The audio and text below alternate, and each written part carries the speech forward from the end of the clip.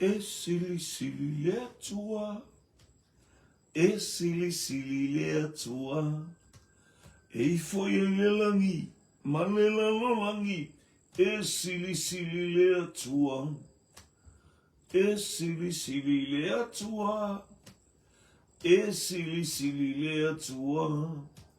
E foi le langi. Malela lo langi. E sili sili le atua. E sili sili le atua. E sili sili le atua. E foi le langi. Malela lo langi. E sili sili le atua. E fai va penga le atua. E fai va penga le atua. E foi le langi. Malela lo langi. E fai va penga le atua. E mata utia le atua. E mata utia le atua. E foi le langi. Malela lo langi. E mata utia le atua. E o fofongi a le atua. E o fofongi a le atua. E foi le langi. Malela lo langi. E o fofongi a le atua. One mighty God we serve. One mighty God we serve. Angels bow before him. Heaven hath adore him. One mighty God we serve. One mighty God we serve. One mighty God we serve. Angels bow before him. Heaven hath adore him. One mighty God we serve. After Jama, Mawalunga lo wiinga fo yatu yate o ele wiinga moni lava tasi ya leva tua matautia tasi lava le tua sili sili ese o lo o matou au ona ia wana o e o vai le tamalo matou ali o Yesu Keriso. Na e a wina mai le nganga pa ia ina i o matou loa mea umoro o matou tau tala ma i o matou loa na hava e tusa o aua fio mo. Tasi mai le le tai au anga leilo wa inga i lunga o penga ta whaelangi. Whaamanuia le anga i mai au tangata ona o Yesu. Amene, amene, ma amene. Praise God. Ia, ole tusia te Salonia leo tātou tau no i ngi vaenga o le tai au, whaatalo whātu, i le mamalu anga i mai o si o tātou watu nuu, e le ngata i lea o le ainga o le whaatu tua. Tālofa, tālofa, tālofa lau. Ia, pule le atua whaamanuia ia te utou, hallelujah, o tātou ia i le nei tai au. Whatalofa Joyce T. Fone moana, o hallelujah, whaotai mure whaatalofa, vi ia le li, ia le atua le inga, malota talo, ia le li tāpea, hoi mo tiutiu whai mga luenga, ia whaamanuia le atua, mo oel tua fine vi ia le li. O le talambolo ia le mo kalatia mta upe wha o apo inga ese mo kalatia e o matu kalatia o le tāua mo i tātou. A o le tāua le o le wheau mo i tātou le o tātou tupu. Ma i o tātou soe fua maola i wha maruianga le tōle nei le au soe o le toi upule nei mātou te ai o iatu i ngā apo iatu i ate o tou. Ona ole li o Yesu whapei, ona talia e outou mai ate i mātou e le winga, o le ala e tatau, ona outou savali ai. Ia fia mai ai le atua i ate outou.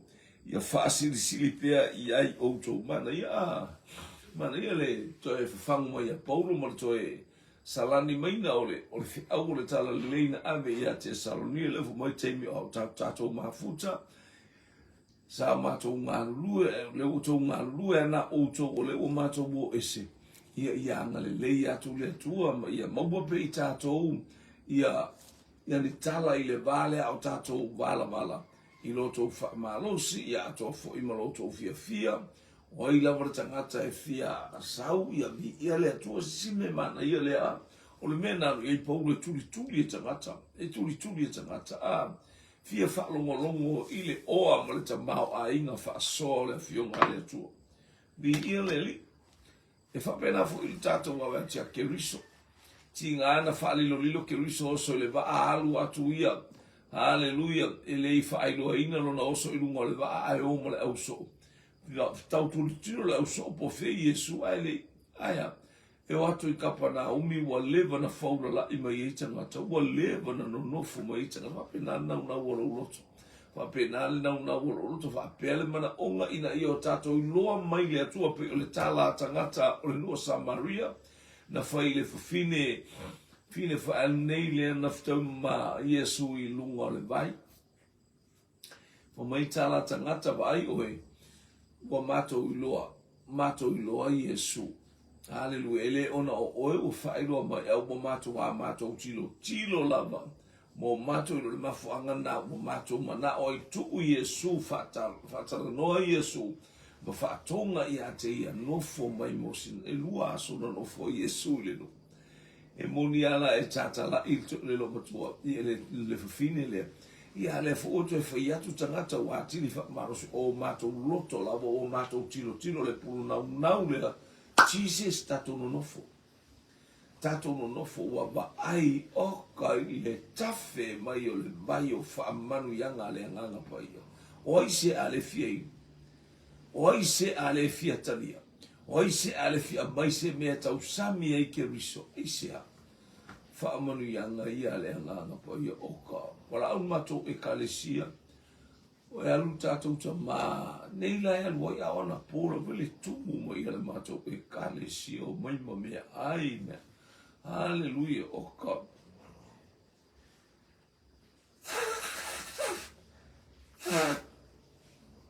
Ia leli. E lo pe a whao Sofia e le nganga o le atua lau olio.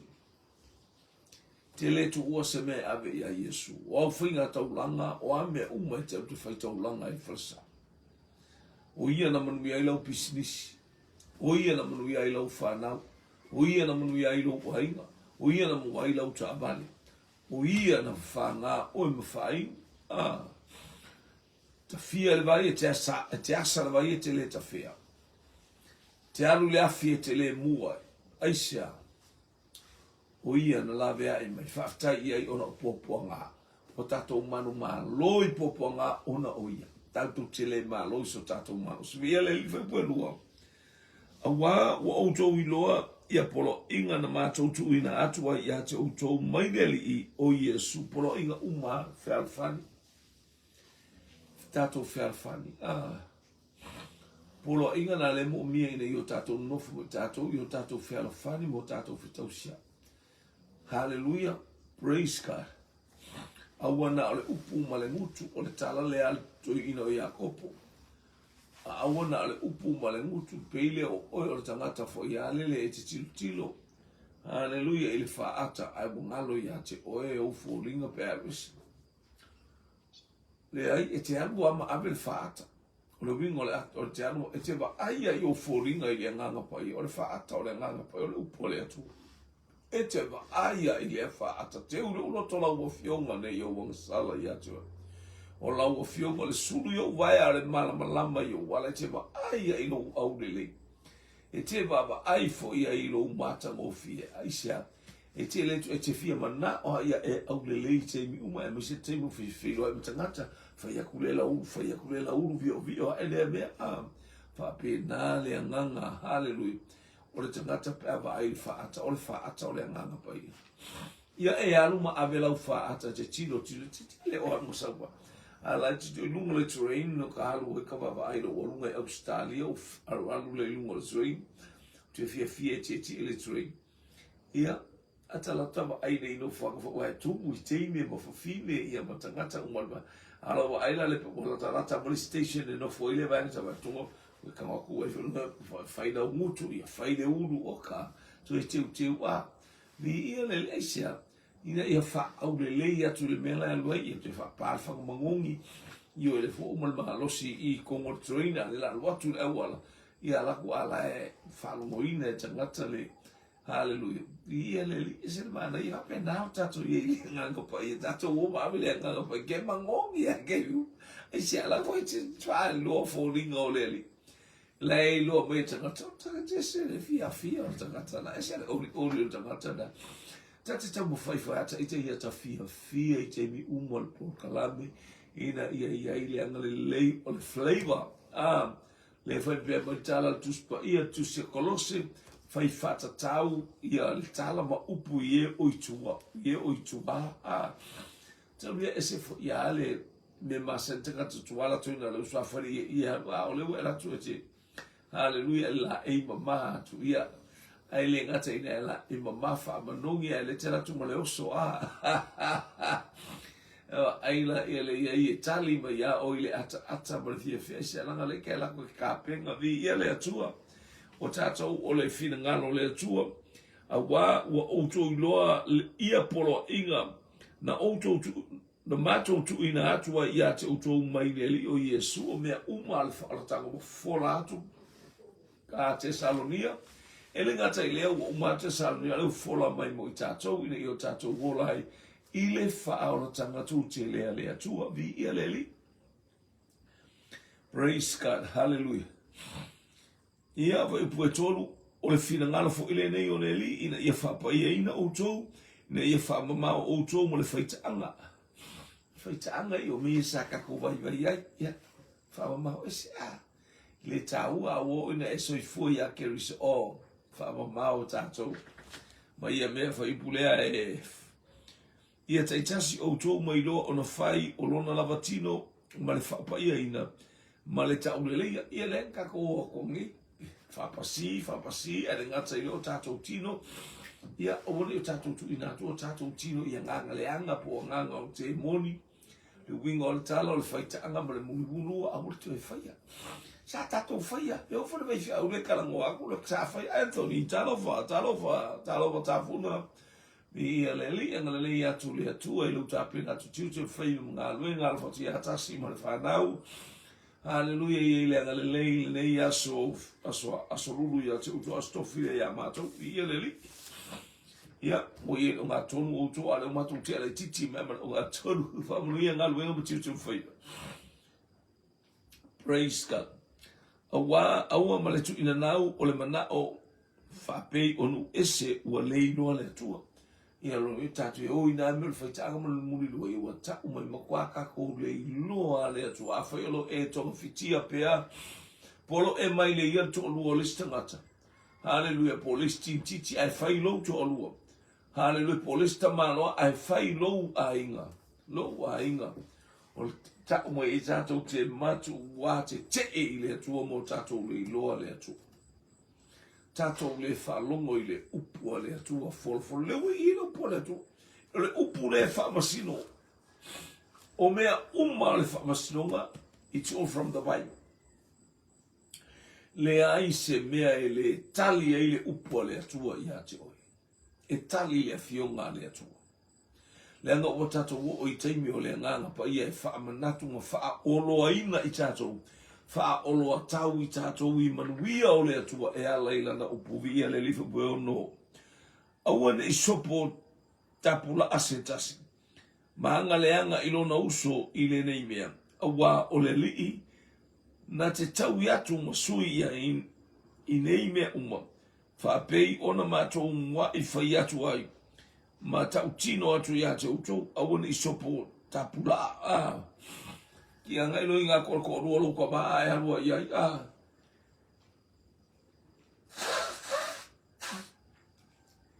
Ki nana e lo o to lo o le matai ala ke lo kuri sopota pula. Malu foi me le io. Tato foi o me le tu sai mo fonga o le li mo sila fanga le tua. Te ni tio le kale sia la te lo atu tuli fa pena io ala te pete nofo e alu io mata po fela lu toile titi maleti titi. Hallelujah. Ma na ia pe alu io mata lo to fai ia lave e mai fa na wale ekalesia. E awona ia alu io mata tuli o lo wa mi o le anga mata wa mi o le anga vi ia le. A waele i bala awina i ta bala awina na ta to mai le to. Hallelujah. Ele tatau ona tātou wa mio leanga.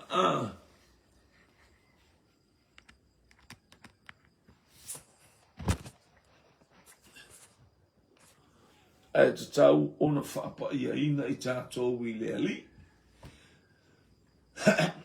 Praise ka waile I wala wina I tātou I le atua ia mio leanga. Ia Hallelujah. Ia whaapa ia ina lava ma isina mana I ole ola whaapa ia ina. Ole ola whaapa maina te ola saoloto.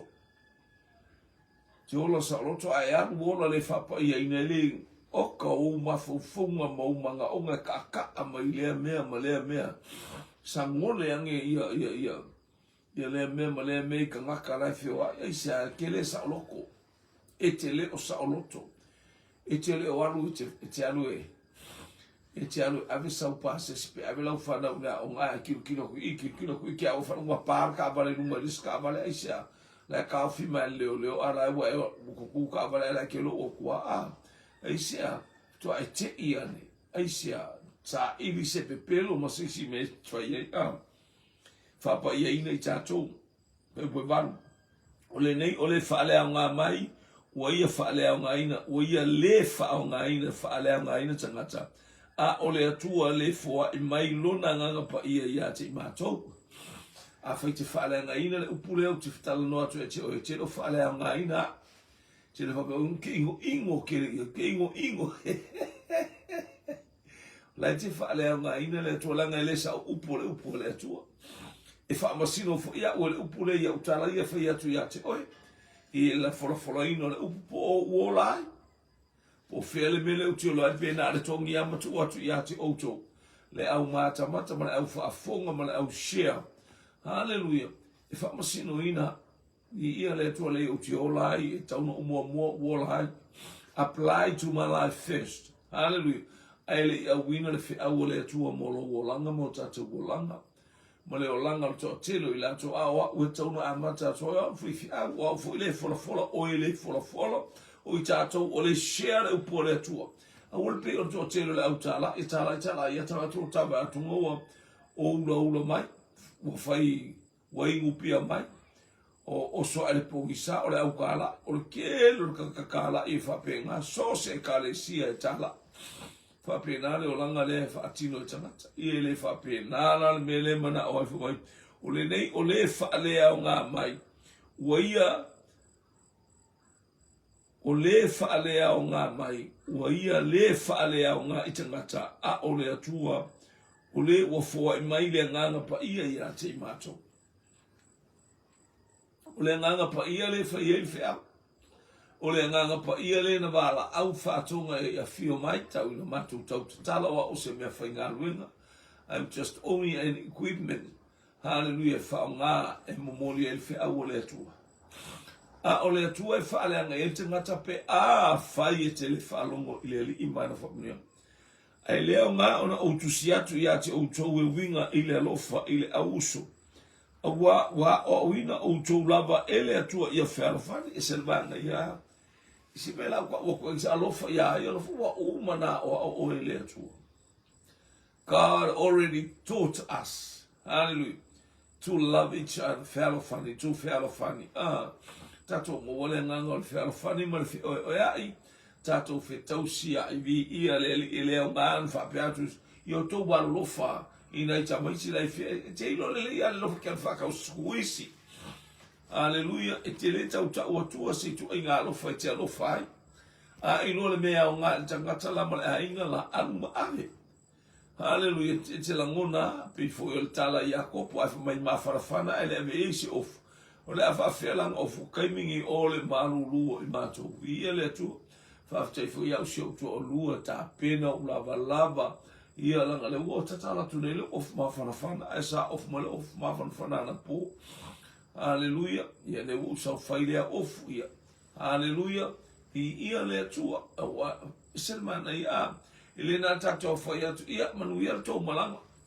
O le manuia whawhea. Avi se mea ai e se mea ai le awala. Hallelujah, praise God. Masana sa lo matou sa o mai savai. Dai tua ngane fo hana mai tua. Hallelujah, mai la, praise God.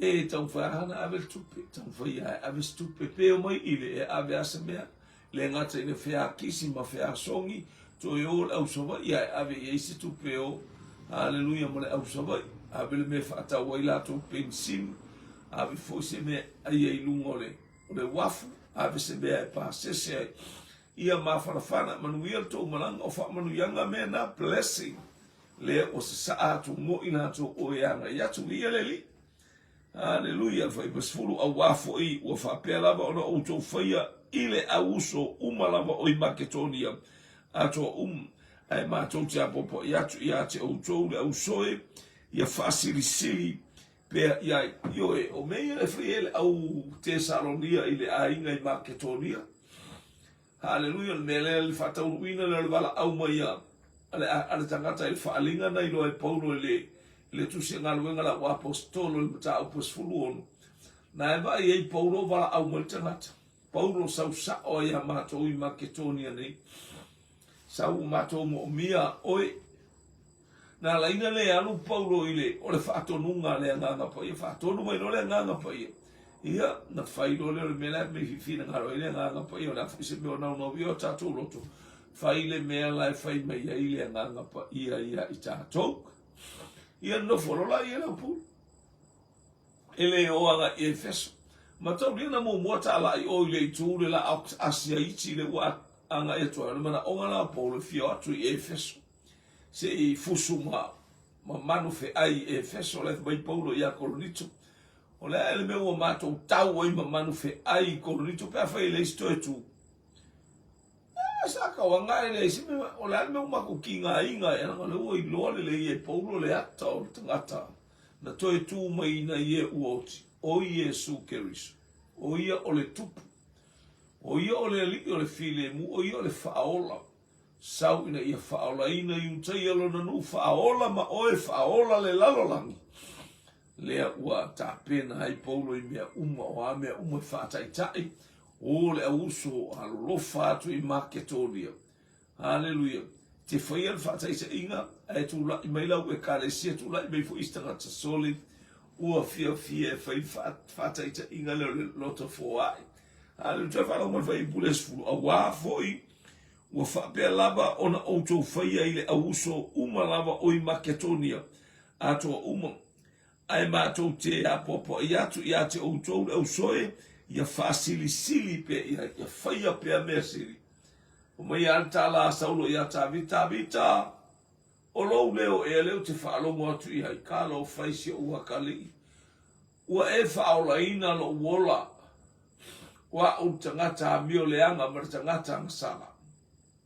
E te whaia mea siri. Whai pea. Le whapila le whato e amai e polo i. Le wato e maua e polo i le upulea.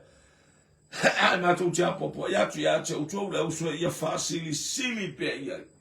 Oa whaasilisili o na whaia o mea sili ma mea mātanga o fie evi ia i le tua. Oka, praise God. Ia le li. Ma ia o tau ma whai ina ia o tau nofo file mu. Ia whaia o tau lava whiau. Ma ia ngā lue i o tau lava lima. Pei ona mātou whai atu ai ia te outou. Ia le ngā lako Paulo le whai whiau. Ai lako a Paulo alu whai ngā luenga. E le ki ngā inga le koakele o kangaka. E le ki ngā ina le tōtele o tangata. Na maua lo e Paulo le avanoa. Maua e Paulo le hei. Mo mia ni whale i e oisi a inga. O ngā luenga na Paulo wala ngā luenga na sano no fotele i tangata whale i. Ia alu loa Paulo e le ki ngā ina sisi. Lan talen fa konito ele fa mangalo mai lo wanga le anga ia auto do le talia ni me mai auto oisia lo e Paulo e vai ala to mai foi mana me wa ki le vai a e vai tanga to le kalesi o mata fale vai ele fa pe vai a fa to ata wa mata ia ta se ala tilo ile i to tonu lo to i fale me la mo ele whaatata ua tangata uma male loto i whale la kiki male loto i whale ola male mata whale ke le po a inga to tele ia male a inga to tasi a la whaatata ua tu ina me tato wola whapena tato wola whelangolongo ma ngā lulue i o tō lava lima, i o e. Ngā tafo i lea o mea tātou te ngā lulue ai, hallelujah, mea au na whai o tātou lima, lea le whai le manga, le whai le kokore koko, kokore mangioka, kokore ka amu, kokore a mea uma le uru, ia wo o le ia au lātou ia, whai fo i lea tō. So i te tau māsani ata, i te leo langa tapa e lo tatama. Hallelujah, totole mea, totole mea, totole mea. O lane, e le tau su ese ni.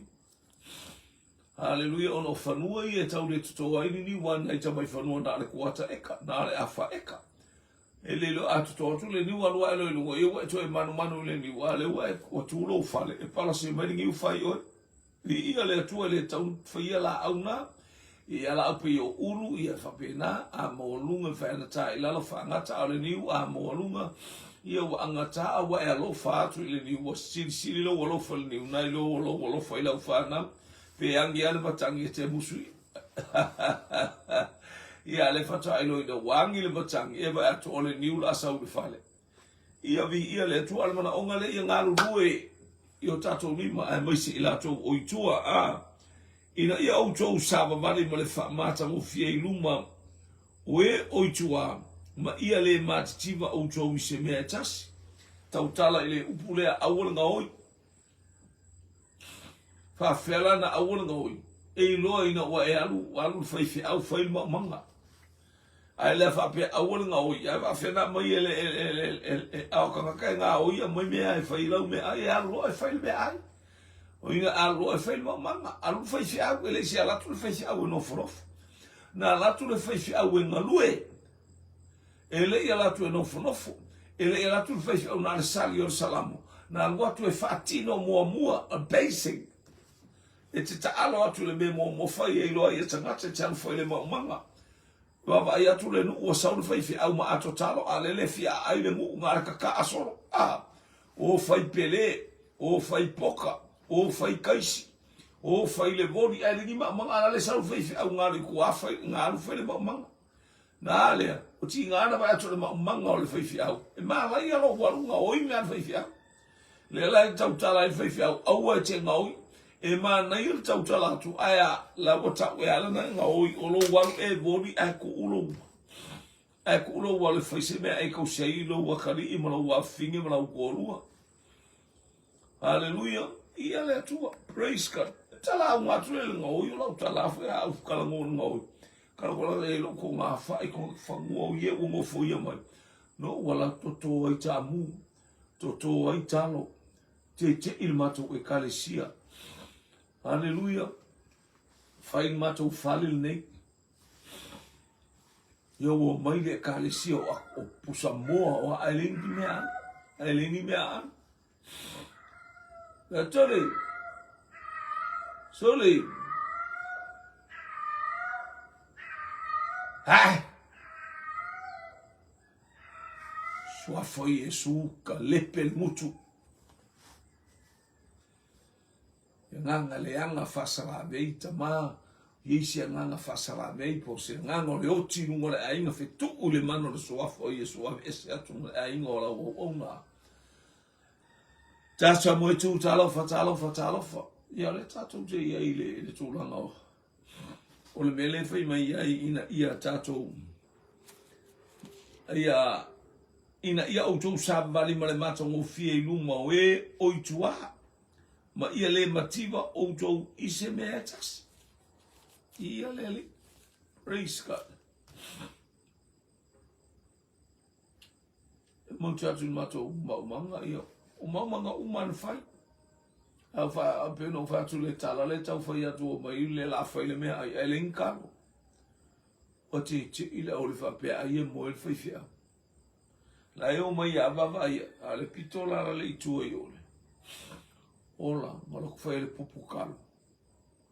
Mo uma tu le popukalo i mala u fa solo i kua o ke ile o mai makali Makari falo mo tava o se fa pe kai mo el fa fia o li e ka wa i ka una va ai lo ai matala i lo ai le se fa fia o mo e tau tala le upo awole nga oi fa ta ita i atu le kale se ai ala na enga oi o lo le alu e te ngalue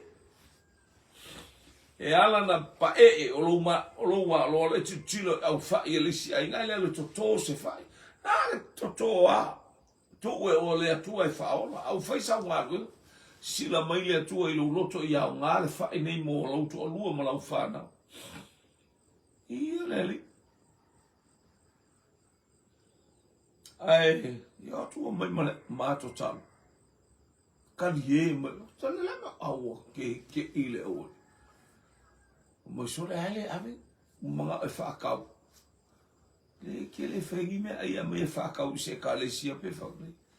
Ia mai whetau i ma mea whai ta mu, o te mila ave whanua le inga rare. Whetu se, whetu e ta mai tau ta mu rala, ave tonga ta mu mo le hain. O le inga e ona le whanua, ia le whaino. Ele whain tu ua e tauna ave se mea mo le inga, ia le tua, le tato o man whai upu lea. E se furu matoro matau te loto ina ia outou i loa au soe e winga i e o momoe ina ne i outou whaanonoa pei o isi e le ai so lātou wha moe moe. Ukusi mai pe a whelaka kala uoki. Hallelujah. Ato lo uola tanga. Hallelujah. Le wha moe moe. Hallelujah. Aua ne i whi me mea i oe. O le winga le tene ina mai e whai auto e me leoti. Awa a whai tau te tari tonu ua maliu Yesu matoe tu. Maliu matoe tu.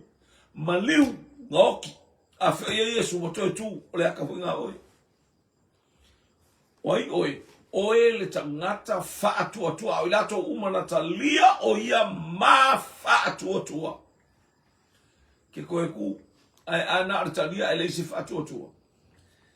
Ke le koe ku nangai ke alu e asamo soro lo ma vau e kaka asoro lo ma ke le malama le meta o le whaatua tua. Ia I loa le whātua tua, ola I le upo le atua.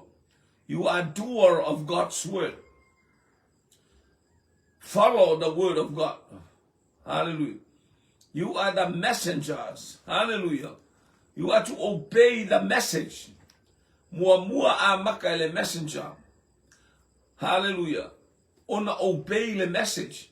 Ai le mana o mai followers, ma mai ia le audience, ma mai tangata ese, le public. Tari tonu le upu ai le oi. Ta upu le to tu mai o. Oe wai le oti a le se mana ia. Lea awa a fai tātou tari tonu o maliu Yesu mato e tu mai. E whaapea foi o na au mai e le atua whaatasi mai e o momoe o ia Yesu. Mai e lo whaapea mai le atua e o momoe o ia tea o ia Yehova le atua. E o momoe o ia Yesu. Hallelujah. E o momoe o ia Yesu a whapea mai o momoe o ia Yehova. E ke aru se oli. Tasi an tangata laifa mai o le anga, o le upumoni, o le ola I le langi. Yesu. E au ina e moe ai ke whapea ki whamoe o Yehova. E le si me koe kurafu e le ke e ia Yesu. La ua au mai ua uma foina te tangata ia Yehova o ila oi ke koe oso koe kau Yehova. Wai oi ke oso koe kau Yehova ua uma na taimina sa ua Yehova e te.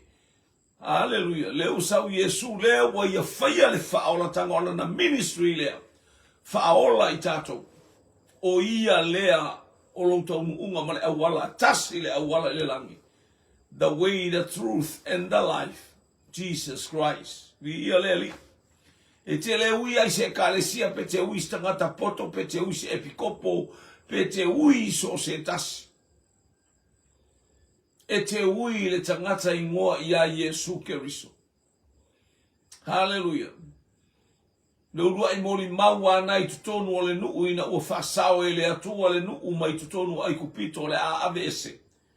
O le ata o Yesu Keriso malona maliu o los vali fale I le toto. Vali I malunga le la au whaalava o le ata o le satauro. I ia le atua. O le ata o Yesu na whaali mai milona maliu. E la bea I tātou a le maliu na o Yesu o le tawa I moe na lea na tai ia pou o lātou whale o le ata o Yesu Keriso.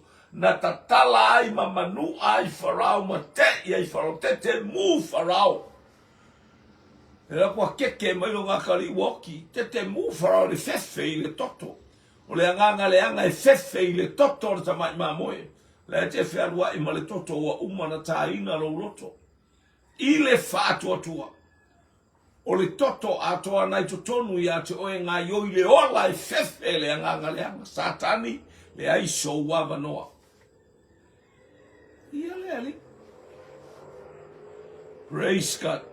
Toi tu Yesu, toi tu oe maliu Yesu. Hallelujah. O le ata o le tanumia o tātou tangata tu ai. Aua toi whātu I tātou le langi ma le ola e whāwau. Le ola toi fuataina. Sulu ongo. O wae fio ifo. Se wha umasuli ma mātou te whaiatu le nei mea ia te outau. I le fio ngā le li o I tātou oe ola matotoe se ia fio mai le li. Tātou te le mua mua ie o momoe. Ka kou le ola a ke o sau Yesu ngei ale kau ke ola. Tātou te le si tia le teimi lea. E mua mua e o momoe o e ua oti. Fai matu se whalinga sur whawhai upa sur tolu e ua oti o I le ali. Wa lato ngā luenga e muri muri atu I a te ilato. Sfuru ono.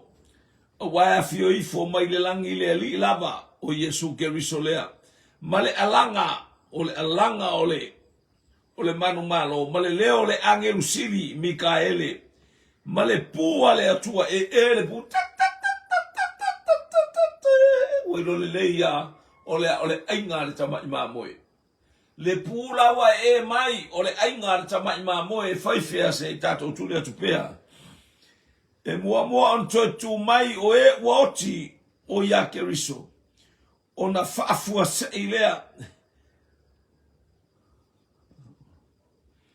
O na whaafua se ilea o na aveinae o I tātou o e ola matutoe. Whaatasi mai la tau I ao ina ia whetai ia I maleli I le vani monimo. Mai la e mangingo an kuspa ia.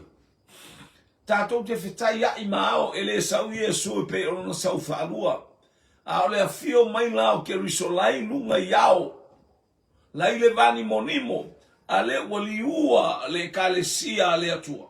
Ni ua, si tia I le langi, rapture. Ta ule ngana o rapture, o le rapture o le si tianga. La le ale fai mai koe whafonga mai. O na whafua se ilea o na aveina e o I tātou o e o la matotoe. Whatasi mai la tau iao. Iao, ina ia whitai ia I maleali I le vani monimo. Ona tātou whatasi pia lea maleali. E kako mafkako raia ua. Ua saufa ngā I le langi maleola e whaapawau. Ngā fuila tu whai pale. Tu whamai pele aiso pale. Ale waia. Ale ke alu sitia. Aia yalo pale langa. Ale ke alu le mei ele tu whai pale. A oe o tutoe ia. Lea o le nei ia o tou fe whaamawhana whana I nei upu. Mana onga le share.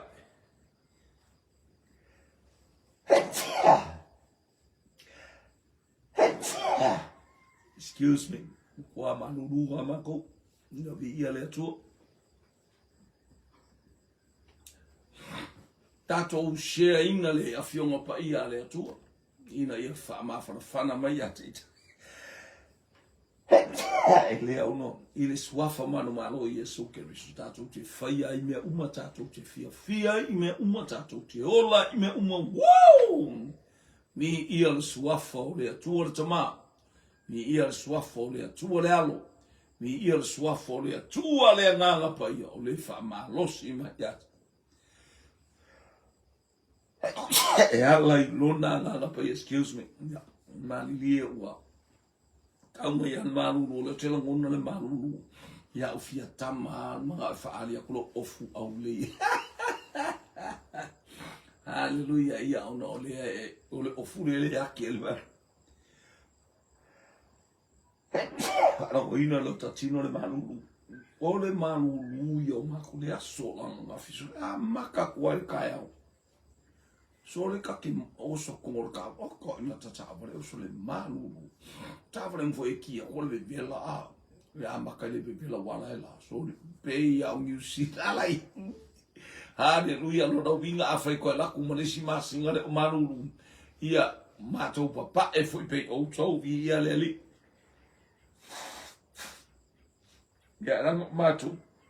Ele foi ele o mato o foi ya chambers, chambers mame foi ya yos. O fuma fanga e fa o fa o fui. Ya vi ia le tua ai ngor fa una le tua nei taya. Ia o to fa ma fana ile nei u. Wow, praise God. Esela mana ia le au pa ia le tua.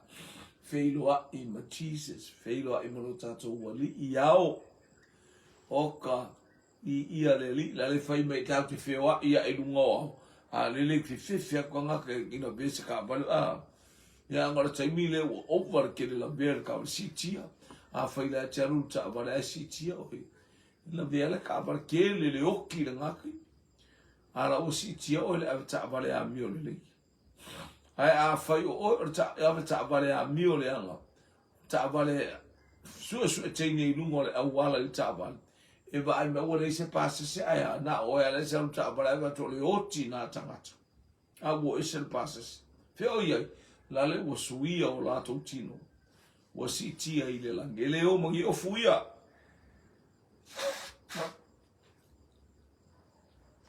a e vai atu ilo to lua o sau malana pea tau malana pule tasa o e te ilo vai atu le fine a mio le la le wo suia o tino fa la ei la ei oe, ile mamalu, male vi inga, hia fa ane ene eina oe, le atua e.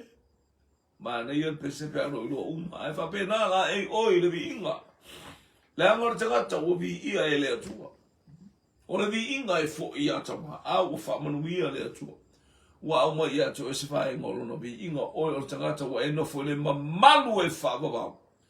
A mata atu wa le teimi o le tausoma anga ma le teimi o lo feilo o le whae poiponga a ke riso o malana e ka le sia.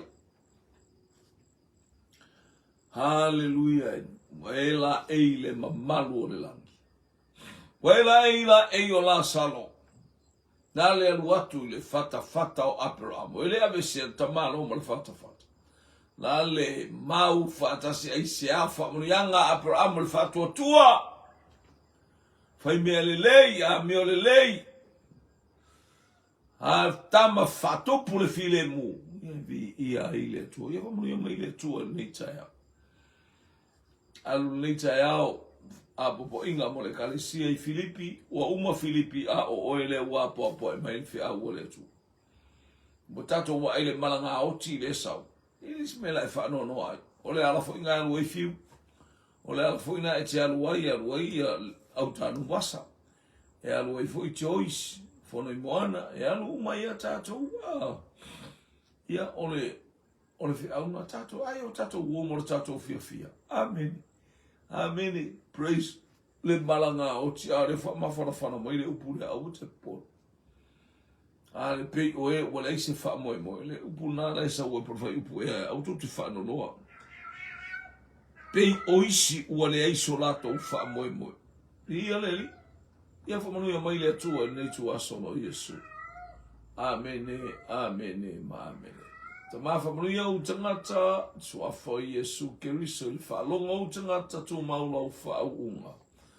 Wha manuia o le ase mana onga wha whailoa ai ona o Iesu lo mātou wali i mana mātou whaola. Amene ma amene. Ia, te lo pelo tāsfu, te lo tāsfu lua la mātou te le manai ba lele. Hallelujah, e wha maruru atu, ni o le ale is tātou aima inu, te lo la tāpena atu ele tātou praise God. Ele tātou whatonus, tātou polkalame, sui ai ia pe whaifo ia fesili. Ia vi ia le tua pe maro lofo I monia stofi ata eo ena pe ata isa atu so I fumo a moa mai se taimi pe te ua uia ana ngai to halu taimi o tasia le matou tila manai vale ia na leili ia ta pena mai sau tali fo I le tai hau ia fia fo I lo loto e vi ia le li fa tai mo lo awai fa manu ia le tua ile ai ngol fa to no Iesu amene ma amene